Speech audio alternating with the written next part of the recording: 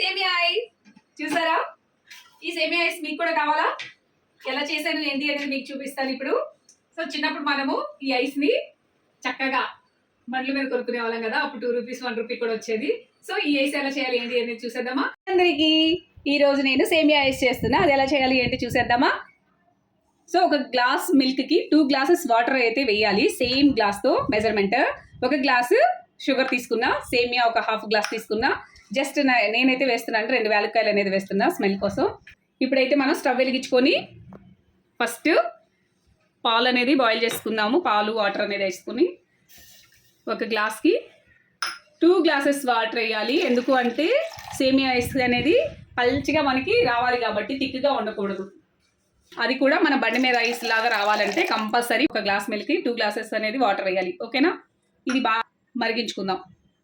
దీని మీద మనం సేమియాని ఉడికించుకుందాం. ఈ హాఫ్ గ్లాస్ సేమియా అనేది ఉడికించుకోవడానికి సరిపడా మాత్రమే వాటర్ తీసుకుందాం.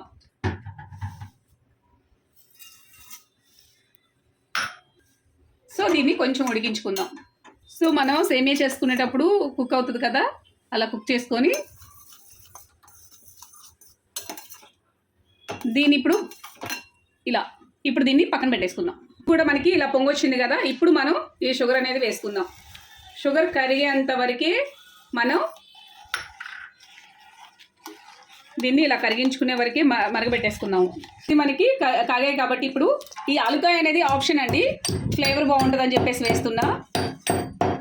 ఇప్పుడు ఈ ఆలుకాయ పౌడర్ అనేది జస్ట్ ఆప్షనల్ అండి, వేసుకుంటే వేసుకుని లేకపోతే లేదు. ఓకేనా? ఇప్పుడైతే మనం ఈ మిల్క్ను ఒకసారి బాగా తిప్పేసుకొని స్టవ్ అయితే ఆపేస్తున్నా. ఆపేసి మిల్క్ చల్లగా ఎవరికి ఉంచుకొని మిగతా ప్రాసెస్ చూద్దాం. మనకి మిల్క్ సేమియా కూడా కూల్ అయిపోయాయి కదా, ఇప్పుడు మనం ఏం చేద్దామంటే ఇలా డైరెక్టే పోస్తే ఏంటంటే కింద పోకుండా ఉండడానికి ఒక గ్లాస్లో తీసుకుందాము మిల్క్ అనేవి. సో మనకి మోడర్న్లో కానీ సూపర్ మార్కెట్లో ఇలాంటి వాటిల్లో ఇలా స్టిక్స్ ఉన్నవి మన ఐస్ అనేది చూడండి, ఇలాంటివి దొరుకుతాయి, తెచ్చుకోండి. ఇప్పుడు ఇవన్నీ తీసుకొని సేమియాని కొంచెం ఫస్ట్ అయితే వేసుకోవాలి. ఎందుకంటే మనం ఐస్ పుల్ల ఐస్ అనేది తీసుకున్నప్పుడు మనకి స్టార్టింగ్ అనేది సేమియా రావాలంటే ఫస్ట్ అయితే ఇలా కొంచెం ఈ సేమియా అనేది ఫస్ట్ స్టార్టింగ్లోనే వేసుకోవాలి. సో ఇలా మొత్తం కూడా ఇలా స్టార్టింగ్ అనేది ఇలా వేసుకోవాలి. ఇప్పుడు మనం మిల్క్ ఇలా కొంచెం గ్యాప్లో ఉంచుకోవాలి, పూర్తిగా కంప్లీట్గా వేసుకోకండి ఇంకా. సో ఇలా అన్నీ కంప్లీట్ చేసుకున్న తర్వాత మనం ఈ స్టిక్స్ని ఇలా పెట్టేసుకోవాలి. ఇలా మొత్తం కూడా కంప్లీట్గా ఇలా పెట్టేసుకున్నాం కదా, దీన్ని మనం డీప్ ఫ్రిడ్జ్లో పెట్టుకొని 6 అవర్స్ కంప్లీట్గా 6 అవర్స్ అనేది మనం పెట్టుకోవాలి డీప్ ఫ్రిడ్జ్లో అనేది. 6 అవర్స్ తర్వాత ఎలా వచ్చింది ఏంటనేది చూపిస్తాను. మన ఐస్ రెడీ.